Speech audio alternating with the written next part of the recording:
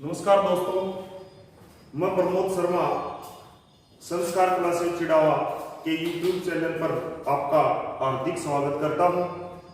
आपकी इस online classes में राजनीति विज्ञान का दूसरा टॉपिक राष्ट्रपति का आज हम शुरू कर रहे हैं। राष्ट्रपति जो देश का सबसे बड़ा पद और देश का प्रथम नागरिक होता है, संविधान के भाग 5 में, संविधान के कौन से भाग में? संविधान के भाग 5 में अनुच्छेद 52 से लेकर के अनुच्छेद 78 तक, संविधान के भाग 5 में अनुच्छेद 52 से अनुच्छेद 78 तक संघीय कार्यपालिका का उल्लेख है। संघीय कार्यपालिका का उल्लेख है। संविधान के भाग 5 में अनुच्छेद 52 से 78 तक संघीय कार्यपालिका का उल्लेख है। राष्ट्रपति संघीय कार्यपालिका का प्रधान होता है। भारत में राष्ट्रपति संघीय कार्यपालिका का क्या होता है? प्रधान होता है। संघीय कार्यपालिका में कौन कौन शामिल होते हैं? सबसे पहले हम संघीय कार्यपालिका के बारे में जानकारी प्राप्त करें। संघीय कार्यपालिका में एक तो राष्ट्रपति शामिल होते हैं, जिसे संघीय कार्यपालिका का प्रधान कहा जाता है। संघीय कार्यपालिका में दूसरे नंबर पर यदि हम चर्चा करें तो संघीय कार्यपालिका में कौन शामिल होते हैं? उपराष्ट्रपति शामिल होते हैं। इसके अलावा संघीय कार्यपालिका में प्रधानमंत्री व मंत्रिपरिषद, संघीय कार्यपालिका में प्रधानमंत्री व मंत्रिपरिषद शामिल होते हैं। और चौथे नंबर पर यदि हम चर्चा करें तो संघीय कार्यपालिका में देश के महान्यायवादी शामिल होते हैं। इस प्रकार राष्ट्रपति, उपराष्ट्रपति, प्रधानमंत्री व मंत्रिपरिषद तथा महान्यायवादी को ही क्या कहा जाता है? संघीय कार्यपालिका के नाम से जाना जाता है, जिसका उल्लेख संविधान के भाग 5 में अनुच्छेद 52 से लेकर के अनुच्छेद 78 तक है। ठीक है दोस्तों, समझ में आया है कि संघीय कार्यपालिका में राष्ट्रपति, उपराष्ट्रपति, प्रधानमंत्री व मंत्रिपरिषद और देश के महान्यायवादी हैं वो शामिल होते हैं। महान्यायवादी ये देश के सबसे बड़े विधि व कानूनी अधिकारी होते हैं। आज हम चर्चा जो कर रहे हैं संघीय कार्यपालिका के इस टॉपिक में, राष्ट्रपति के टॉपिक पर, जो राष्ट्रपति अपने देश का सबसे बड़ा पद और देश का प्रथम नागरिक होता है। संघीय कार्यपालिका के अंतर्गत राष्ट्रपति जो देश का सबसे बड़ा पद है, राष्ट्रपति के पद का उल्लेख संविधान के अनुच्छेद 52 में है। राष्ट्रपति के पद का उल्लेख है वो संविधान के कौन से अनुच्छेद में है? अनुच्छेद 52 में। अनुच्छेद 52 में उल्लेख है कि भारत में एक राष्ट्रपति होगा। इससे एक बहुत ही इंपॉर्टेंट प्रश्न तैयार होता है। परीक्षा में प्रश्न पूछा जाता है कि राष्ट्रपति के पद का उल्लेख है वह संविधान के कौन से अनुच्छेद में है? ऑप्शन के अंदर अनुच्छेद 53, अनुच्छेद 54, अनुच्छेद 55 और अनुच्छेद 52, ये 4 विकल्प मानो कि दिए जाते हैं, तो अपना जो जवाब होगा वो क्या होगा? अनुच्छेद 52 होगा। अनुच्छेद 53, अनुच्छेद 54, अनुच्छेद 55 ये भी राष्ट्रपति से संबंधित प्रावधान, इसके अंदर इन अनुच्छेदों के अंदर राष्ट्रपति से संबंधित प्रावधान है। कार्यपालिका की शक्ति है, इनके निर्वाचन मंडल का उल्लेख है, इनकी निर्वाचन पद्धति का उल्लेख है। लेकिन अनुच्छेद 52 में इस चीज का उल्लेख है कि भारत में एक राष्ट्रपति होगा। तो जब परीक्षा में प्रश्न यह बनकर के आता है कि संविधान के किस अनुच्छेद में राष्ट्रपति के पद का उल्लेख है, तो आपका जवाब क्या होगा? अनुच्छेद 52 होगा। तो अनुच्छेद 52 में उल्लेख है कि भारत में एक राष्ट्रपति होगा। राष्ट्रपति के पद का उल्लेख अनुच्छेद 52 में। उसके बाद में आता है अनुच्छेद 53, और अनुच्छेद 53 में किस चीज का उल्लेख है? संघ की कार्यपालिका शक्ति राष्ट्रपति में निहित होती है। संघ की कार्यपालिका की शक्ति, संघ की कार्यपालिका की शक्ति राष्ट्रपति में निहित होती है। इसका उल्लेख संविधान के कौन से अनुच्छेद में है? अनुच्छेद 53 में। दोस्तों याद रखना, अनुच्छेद 53 में संघ की कार्यपालिका की शक्ति राष्ट्रपति में उल्लेखित है, लेकिन राष्ट्रपति कार्यपालिका का केवल औपचारिक प्रधान होता है। कार्यपालिका की वास्तविक जो शक्ति होती है वो किसमें निहित होती है? कार्यपालिका की वास्तविक शक्ति प्रधानमंत्री व मंत्रिपरिषद में निहित होती है। परीक्षा में प्रश्न पूछा जाता है भारत में वास्तविक कार्यपालिका की शक्ति किसमें निहित है, तो उसका जवाब होगा वो क्या होगा, प्रधानमंत्री व मंत्रिपरिषद होगा। जबकि परीक्षा में प्रश्न यह पूछा जाता है कि कार्यपालिका का प्रधान किसे कहा जाता है, तो उसका जवाब क्या होगा, राष्ट्रपति होगा। मानो कि परीक्षा में प्रश्न आता है कि कार्यपालिका का औपचारिक प्रधान होता है वो कौन होता है, तो उसका जवाब भी क्या होगा, राष्ट्रपति होगा। जबकि कार्यपालिका का वास्तविक प्रधान यदि अपने से पूछा जाता है तो उसका जवाब हम क्या देंगे, प्रधानमंत्री देंगे। तो संविधान के अनुच्छेद 53 में निहित है कि संघ की कार्यपालिका शक्ति राष्ट्रपति में निहित होगी। राष्ट्रपति जो कार्यपालिका की शक्तियों का प्रयोग करता है वह प्रधानमंत्री व मंत्रिपरिषद की सलाह से करता है। इस प्रकार कार्यपालिका का जो वास्तविक प्रधान जो होता है या जो कार्यपालिका की वास्तविक शक्ति जो निहित होती है वो किसमें निहित होती है, प्रधानमंत्री व मंत्रिपरिषद में निहित होती है। उसके बाद में नेक्स्ट हम अनुच्छेद 54 की चर्चा करें जिसमें राष्ट्रपति के निर्वाचक मंडल का उल्लेख है। अनुच्छेद 54 में किस चीज का उल्लेख है, राष्ट्रपति के निर्वाचक मंडल का। निर्वाचक मंडल का तात्पर्य जिसके द्वारा राष्ट्रपति चुना जाता है, जो राष्ट्रपति के चुनाव में भाग लेते हैं। राष्ट्रपति अपने देश के अंदर जो कार्यपालिका का प्रधान है, अपने देश के अंदर अप्रत्यक्ष लोकतंत्र को अपनाया गया है और अपने देश भारत जैसा हमने संविधान की प्रस्तावना के टॉपिक में क्लियर किया था कि भारत एक गणराज्य है। गणराज्य का तात्पर्य जो आपको बताया गया था कि अपने देश का राष्ट्राध्यक्ष यानी कि अपने देश का राष्ट्रपति, राष्ट्र का जो प्रमुख है वह अप्रत्यक्ष रूप से एक निश्चित कार्यकाल के लिए निर्वाचित होता है। इसलिए भारत को क्या कहा जाता है, एक गणराज्य कहा जाता है। तो सीधा सा इसका मतलब यह हो गया कि राष्ट्रपति का जो चुनाव होता है वो जनता के द्वारा नहीं होता है, बल्कि जनता के चुने हुए प्रतिनिधि राष्ट्रपति के चुनाव में क्या लेते हैं, भाग लेते हैं। अनुच्छेद 54 में राष्ट्रपति के निर्वाचक मंडल का उल्लेख है जिसके द्वारा अपने देश का राष्ट्रपति एक 5 वर्ष के कार्यकाल के लिए चुना जाता है। राष्ट्रपति के चुनाव में जो भाग लेते हैं वह कौन है, जो राष्ट्रपति के चुनाव में भाग लेते हैं, एक तो संसद के दोनों सदनों के निर्वाचित सदस्य, इसको आप लोकसभा व राज्यसभा के निर्वाचित सदस्य भी कह सकते हो। लोकसभा प्लस राज्यसभा के निर्वाचित सदस्य राष्ट्रपति के निर्वाचन में भाग लेते हैं। इसके अलावा राज्य व केंद्र शासित प्रदेशों की विधानसभाओं के निर्वाचित सदस्य राष्ट्रपति के चुनाव में भाग लेते हैं। राष्ट्रपति के चुनाव में या राष्ट्रपति के निर्वाचक मंडल में जो शामिल सदस्य हैं वो कौन कौन है, या राष्ट्रपति के चुनाव में जो भाग लेते हैं वह कौन है। पिछली बार परीक्षा में प्रश्न पूछा गया था कि राष्ट्रपति के चुनाव में भाग लेते हैं संसद के दोनों सदनों के निर्वाचित सदस्य, इसके अलावा राज्य व केंद्र शासित प्रदेशों की विधानसभाओं के निर्वाचित सदस्य राष्ट्रपति के चुनाव में भाग लेते हैं। मित्रों याद रखना, अपने देश के अंदर जो केंद्र शासित प्रदेश है उनमें सभी के अंदर विधानसभा है वो नहीं है। पहले केवल दिल्ली और पुडुचेरी में विधानसभा की व्यवस्था थी। अब जम्मू कश्मीर के अंदर भी विधानसभा का प्रावधान किया गया है। हालांकि अभी तक वहां पर विधानसभा निर्वाचित उसका चुनाव है वो नहीं हुआ है, लेकिन जम्मू कश्मीर के अंदर भी क्या होगी, विधानसभा होगी। और जम्मू कश्मीर में विधानसभा होने के बाद में, वहां पर चुनाव होने के बाद में अपने देश के अंदर जो केंद्र शासित प्रदेश जहां पर विधानसभा होगी उनकी संख्या कितनी हो जाएगी, 3 हो जाएगी, दिल्ली, पुडुचेरी और जम्मू कश्मीर।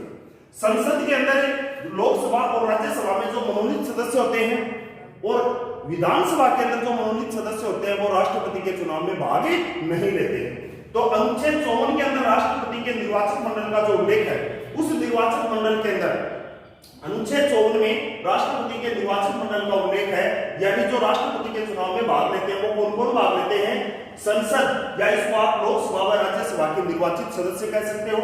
इसके अलावा राज्य व केंद्र शासित प्रदेशों की विधानसभाओं के निर्वाचित सदस्य वो राष्ट्रपति के चुनाव में भाग लेते हैं। इसका उल्लेख है वो अनुच्छेद 54 में है, राष्ट्रपति के निर्वाचक मंडल का उल्लेख है। वर्तमान में अपने देश के अंदर लोकसभा और राज्यसभा के निर्वाचित जो सदस्यों की संख्या वो कितनी है, 776 है। लोकसभा और राज्यसभा के अंदर जो निर्वाचित सांसदों की संख्या वो कितनी है, 776।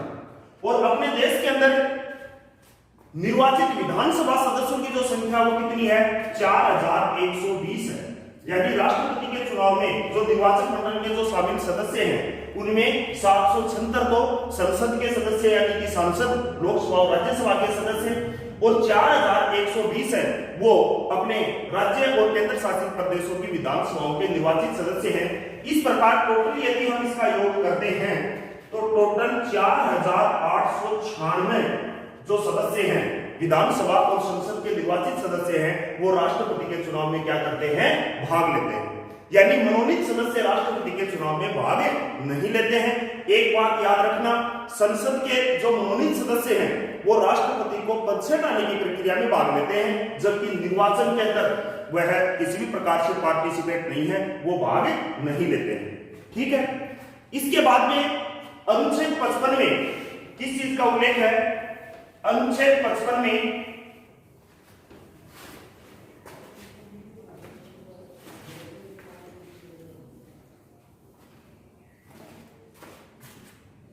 अनुच्छेद 55 में राष्ट्रपति की निर्वाचन पद्धति का उल्लेख है। राष्ट्रपति की निर्वाचन पद्धति का उल्लेख है अनुच्छेद 55। इसमें किस चीज का उल्लेख है? राष्ट्रपति की निर्वाचन पद्धति का उल्लेख है। यानी जिस प्रणाली के माध्यम से, जिस पद्धति के माध्यम से राष्ट्रपति का निर्वाचन होता है उसका उल्लेख है वो संविधान के कौन से अनुच्छेद में है? अनुच्छेद 55 में। सबसे पहले तो यहाँ पर प्रश्न ये बनता है कि राष्ट्रपति की निर्वाचन पद्धति है वह अपने देश के संविधान में किस देश के संविधान से ली गई है? बहुत ही अच्छा प्रश्न है। राष्ट्रपति की निर्वाचन पद्धति अपने देश के संविधान में जो ली गई है वह किस देश के संविधान से ली गई है? आयरलैंड के संविधान से ली गई है। आयरलैंड के संविधान से राष्ट्रपति की निर्वाचन पद्धति है वो अपने देश के संविधान में ली गई है। राष्ट्रपति की जो निर्वाचन पद्धति है, जो निर्वाचन प्रणाली है, जिस पद्धति के माध्यम से राष्ट्रपति का जो चुनाव होता है उस निर्वाचन पद्धति का जो नाम है वो क्या है? एकल संक्रमणीय मत पद्धति। एकल संक्रमणीय मत पद्धति या एकल संक्रमणीय मत प्रणाली। राष्ट्रपति की जो निर्वाचन पद्धति है उसका क्या नाम है? एकल संक्रमणीय मत पद्धति। इस एकल संक्रमणीय मत पद्धति में क्या होता है? मतों का हस्तांतरण होता है। क्या होता है? मतों का हस्तांतरण होता है। इसलिए एकल संक्रमणीय मत पद्धति को हस्तांतरणीय मत पद्धति के नाम से भी क्या किया जाता है? जाना जाता है। बहुत अच्छा प्रश्न तैयार हो रहा है। एकल संक्रमणीय पद्धति को और किस नाम से जाना जाता है? एकल संक्रमणीय पद्धति को दूसरे जो मत पद्धति के नाम से जाना जाता है उसे हस्तांतरणीय मत पद्धति के नाम से भी जाना जाता है। और इसे क्यों कहा जाता है हस्तांतरणीय मत पद्धति? से क्यों कहा जाता है हस्तांतरणीय मत पद्धति? इस मत पद्धति को इसलिए कहते हैं क्योंकि इस मत पद्धति के अंतर्गत मतों का हस्तांतरण कर दिया जाता है। एकल संक्रमणीय मत पद्धति के अंतर्गत वो ही उम्मीदवार चुनाव में विजयी होता है जिसे न्यूनतम कोटा प्राप्त होता है। न्यूनतम कोटा प्राप्त करने वाला उम्मीदवार ही क्या होता है?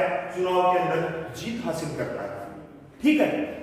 जिस कैंडिडेट को न्यूनतम कोटा प्राप्त नहीं होता है, जो कैंडिडेट जो उम्मीदवार न्यूनतम कोटा से पिछड़ जाता है उसको जो मिले हुए मत हैं वह अन्य उम्मीदवारों को क्या कर दिए जाते हैं? हस्तांतरण कर दिए जाते हैं। इसीलिए इस मत पद्धति को क्या कहा जाता है? हस्तांतरणीय मत पद्धति के नाम से जाना जाता है। बहुत ही अच्छा प्रश्न है, परीक्षा की दृष्टि से इंपॉर्टेंट है और कई बार परीक्षा के अंदर इस प्रकार का जो प्रश्न है वो पूछा जाता है। एक दो बार पहले ये परीक्षा के अंदर आ भी चुका है। सबसे पहले हम चर्चा करें न्यूनतम कोटा के बारे में। जो राष्ट्रपति की निर्वाचन पद्धति है और उसके बारे में हम पढ़ रहे हैं कि न्यूनतम कोटा प्राप्त करने वाला जो उम्मीदवार है वह राष्ट्रपति के चुनाव में विजय हासिल करता है यानी जीत हासिल करता है। यह न्यूनतम कोटा प्राप्त कैसे किया जाता है? न्यूनतम कोटा प्राप्त करने का एक सूत्र है और वो जो न्यूनतम कोटा ज्ञात करने का सूत्र है वो क्या है?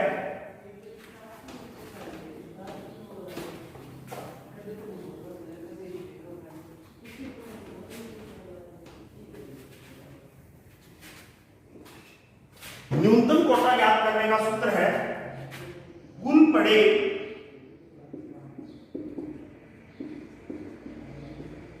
वैध मतों की संख्या, कुल पड़े वैध मतों की संख्या बटा 1+1 और +1। यह न्यूनतम कोटा ज्ञात करने का फार्मूला या सूत्र है। कुल पड़े वैध मतों की संख्या बटा 1+1 और +1। कहने का मतलब इस निर्वाचन पद्धति के अंतर्गत वही उम्मीदवार चुनाव में जीत हासिल करता है जो आधे से अधिक जो मतों को प्राप्त करता है, कुल पड़े जो वैध मत है उनसे आधे से अधिक मतों का जो समर्थन है वो प्राप्त करता है। यह न्यूनतम कोटा ज्ञात करने का सूत्र है। किसी भी कैंडिडेट को जब तक न्यूनतम कोटा प्राप्त नहीं होता है तब तक इस मतगणना को जारी रखा जाता है। सबसे पहले इसमें जो पहली वरीयता के मत हैं उनका न्यूनतम कोटा निकाला जाता है। पहली वरीयता के मतों के आधार पर यदि किसी उम्मीदवार को न्यूनतम कोटा प्राप्त नहीं होता है तो ऐसी स्थिति में द्वितीय वरीयता के मतों का न्यूनतम कोटा है वो निकाला जाता है। द्वितीय वरीयता के मतों का न्यूनतम कोटा निकाला जाता है। आज तक अपने देश में इसका उदाहरण यदि अपने को देखने को मिलता है तो 1969 के अंदर जो राष्ट्रपति का चुनाव हुआ था, 1969 में राष्ट्रपति का जो चुनाव हुआ था उसमें वीवी गिरी और नीलम संजीव रेड्डी ये राष्ट्रपति के दो प्रमुख उम्मीदवार थे। वीवी गिरी और नीलम संजीव रेड्डी इन दोनों के मध्य राष्ट्रपति पद के लिए चुनाव हुआ। किसी भी कैंडिडेट को इन दोनों में से पहली वरीयता के मतों के आधार पर न्यूनतम कोटा प्राप्त नहीं हुआ। उसके पश्चात द्वितीय वरीयता के मतों के आधार पर जिस कैंडिडेट ने न्यूनतम कोटा प्राप्त किया वह कौन था? वीवी गिरी था। इस प्रकार आज तक अपने देश के एकमात्र ऐसे राष्ट्रपति यदि कोई है तो वह वीवी गिरी है जिन्हें द्वितीय वरीयता के मतों के आधार पर क्या हुआ था? न्यूनतम कोटा प्राप्त हुआ था। ठीक है, द्वितीय वरीयता के मतों के आधार पर न्यूनतम कोटा प्राप्त करने वाले एकमात्र राष्ट्रपति या द्वितीय वरीयता के मतों के आधार पर जीत हासिल करने वाले अपने देश के एकमात्र यदि कोई राष्ट्रपति थे तो वह कौन थे? वीवी गिरी थे, जिन्होंने नीलम संजीव रेड्डी के सामने चुनाव लड़ा था और उस समय द्वितीय वरीयता के मतों के आधार पर इन्होंने जीत हासिल की थी। और यह चुनाव कब हुआ था? यह चुनाव 1969 में हुआ था। ठीक है, इसी प्रकार इस एकल संक्रमणीय मत पद्धति के अंतर्गत हम किसी भी राज्य के विधानसभा सदस्य का मत का मूल्य इस एकल संक्रमणीय मत पद्धति के अंतर्गत हम संसद के एक सदस्य के मत का मूल्य निकाल सकते हैं। किसी भी राज्य के विधानसभा सदस्य का मत का मूल्य जो ज्ञात करने का सूत्र है वह क्या है? राज्य की कुल जनसंख्या, राज्य की कुल जनसंख्या बहुत ही इंपॉर्टेंट प्रश्न है, कई बार परीक्षा में पूछा जाता है। राज्य की कुल जनसंख्या बटा राज्य के निर्वाचित विधायक, राज्य के निर्वाचित विधायक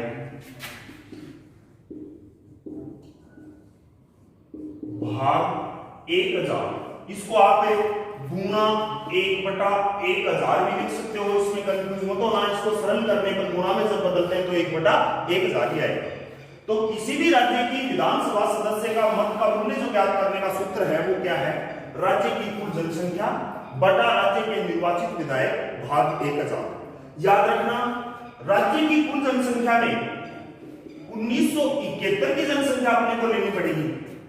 कौन सी जनसंख्या लेनी पड़ेगी? 1971 की जनसंख्या लेनी पड़ेगी। क्यों लेनी पड़ेगी? क्योंकि अपने देश के अंदर लोकसभा व राज्यों की विधानसभा की जो सदस्य संख्या का निर्धारण किया गया है वह कौन सी जनगणना के आंकड़ों के आधार पर किया गया है? 1971 की जनगणना के आंकड़ों के आधार पर किया गया है। ठीक है, इसलिए राज्य की कुल जनसंख्या के अंदर हम यहाँ पर कौन सी जनसंख्या डालेंगे? 1971 की जनगणना के आंकड़े हम डालेंगे। किसी भी राज्य के विधानसभा सदस्य का मत का मूल्य हम निकालेंगे तो प्रत्येक राज्य की विधानसभा सदस्य के मत के मूल्य में अपने को कौन सी जनसंख्या डालनी पड़ेगी? 1971 की, क्योंकि राज्य की विधानसभा सदस्य है और जो अपने देश में लोकसभा की जो सदस्य संख्या है वह 1971 की जनगणना के आधार पर क्या की गई है? निश्चित की गई है। तो राज्य की कुल जनसंख्या बटा राज्य के निर्वाचित विधायक भाग 1000। ये जो सूत्र है वो किस चीज का सूत्र है? किसी भी राज्य के विधानसभा सदस्य का मत का मूल्य ज्ञात करने का सूत्र है। इस सूत्र के माध्यम से यदि हम अपने देश के जो राज्य हैं उनके विधानसभा सदस्य के एक सदस्य का मत का मूल्य हम निकालें तो सबसे अधिक जो विधानसभा जिस राज्य के विधानसभा सदस्य का मत का मूल्य है वह कौन से राज्य का है? उत्तर प्रदेश का है। सबसे अधिक विधानसभा सदस्य के मत का मूल्य वो कौन सी राज्य का है? उत्तर प्रदेश विधानसभा सदस्य का मत का मूल्य है वो सबसे अधिक है, क्योंकि उत्तर प्रदेश जो अपने देश का राज्य है वह जनसंख्या की दृष्टि से भारत का सबसे बड़ा राज्य है। अब यहाँ पर यह प्रश्न भी अपना तैयार हो रहा है कि उत्तर प्रदेश जनसंख्या की दृष्टि से सबसे बड़ा राज्य है, इसलिए उत्तर प्रदेश विधानसभा सदस्य का मत का मूल्य सबसे अधिक है। तो अपने देश के अंदर जनसंख्या की दृष्टि से जो सबसे छोटा राज्य है वो कौन सा है? सिक्किम। और सिक्किम राज्य के विधानसभा सदस्य का मत का मूल्य होगा वो क्या होगा? सबसे कम होगा। उत्तर प्रदेश राज्य के विधानसभा सदस्य का मत का जो मूल्य है वो कितना है? 208। कितना है? 208। और सिक्किम राज्य के विधानसभा सदस्य का जो मत का मूल्य है वो कितना है? मात्र 7। सिक्किम राज्य के विधानसभा सदस्य का मत का मूल्य वो कितना है? मात्र 7। जबकि सबसे अधिक उत्तर प्रदेश राज्य के विधानसभा सदस्य का मत का मूल्य है वो कितना है? 208।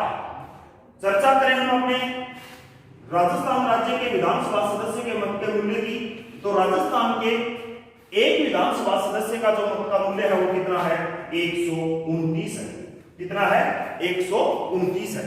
जबकि सबसे अधिक कौन से राज्य का है? उत्तर प्रदेश का 208। सबसे कम सिक्किम राज्य का मात्र 7 है। और बात करें हम अपने राजस्थान राज्य की, तो अपने राजस्थान राज्य के एक विधानसभा सदस्य का मत का मूल्य है वो कितना है? 129 है। और किसी भी राज्य के विधानसभा सदस्य का जो मत का मूल्य है उसका ज्ञात करने का जो सूत्र है वो क्या है? राज्य की कुल जनसंख्या बटा राज्य के निर्वाचित विधायक और भाग 1000। इस सूत्र के माध्यम से हम किसी भी राज्य के विधानसभा सदस्य का मत का मूल्य है वो निकाल सकते हैं। ठीक है। उसके बाद में हम चर्चा करें संसद के सदस्य के मत का मूल्य निकालने का सूत्र।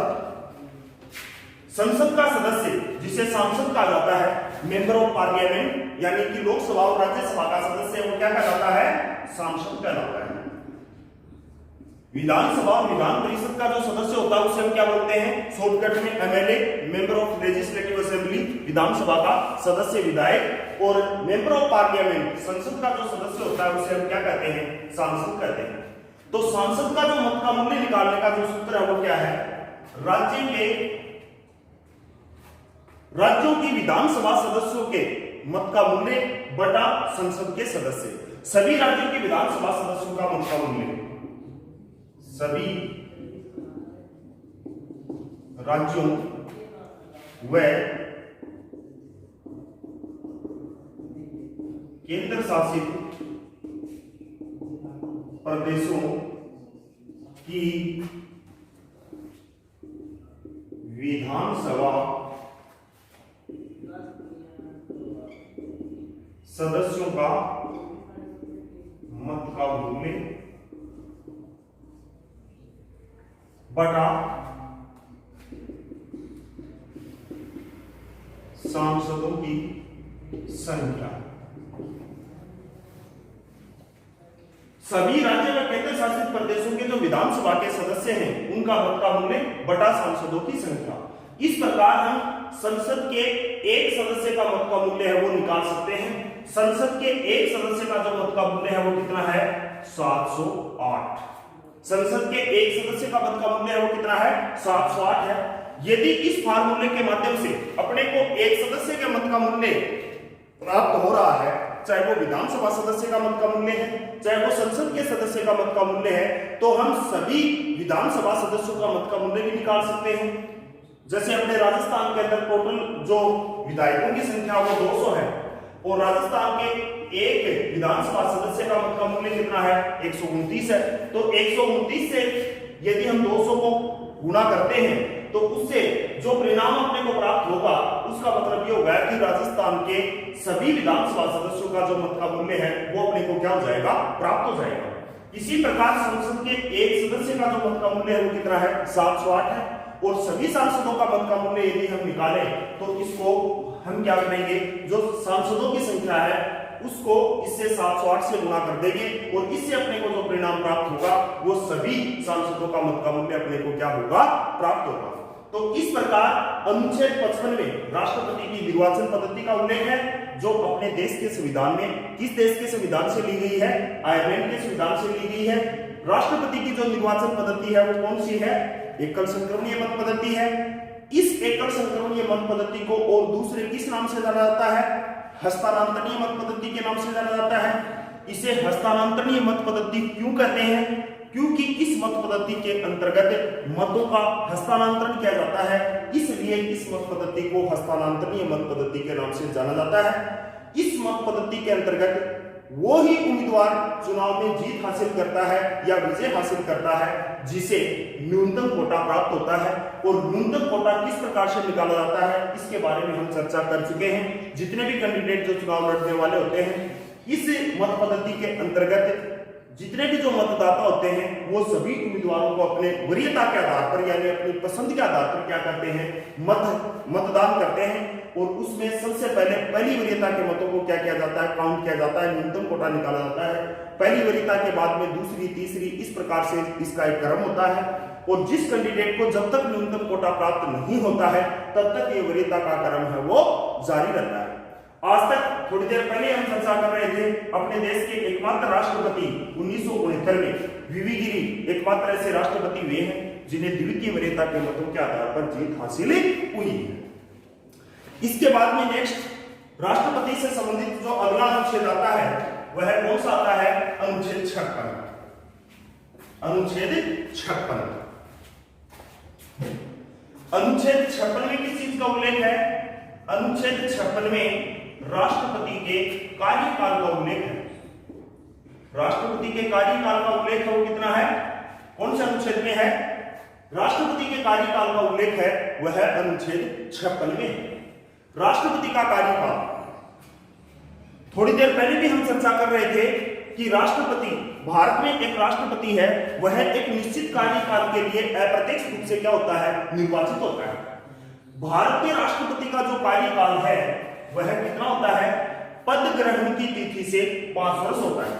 भारत में राष्ट्रपति का कार्यकाल कितना होता है? पद ग्रहण की तिथि से 5 वर्ष। पद ग्रहण की तिथि से 5 वर्ष भारत में राष्ट्रपति का कार्यकाल होता है। लेकिन यह तब तक पद पर बना रहता है जब तक इसका उत्तराधिकारी पद ग्रहण नहीं कर लेता है।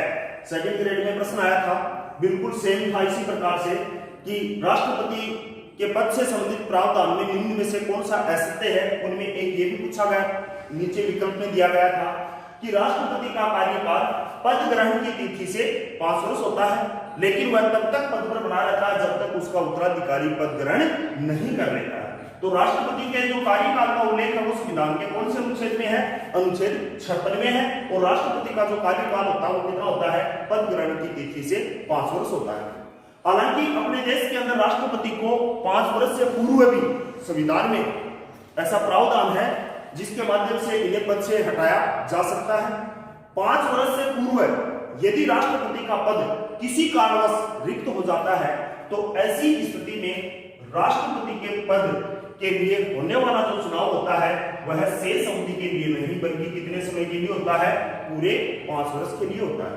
ठीक है, राष्ट्रपति का पद किसी कारणवश समय से पूर्व यदि रिक्त हो जाता है तो राष्ट्रपति का चुनाव संविधान के प्रावधान के अनुसार 6 माह में कराया जाना आवश्यक है। यानी राष्ट्रपति का पद है वह अधिकतम कितने समय तक रिक्त रह सकता है?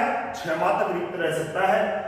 इस रिक्त होने की स्थिति में राष्ट्रपति के जो कार्य का भार है वो किसके द्वारा संभाला जाता है? उपराष्ट्रपति के द्वारा संभाला जाता है।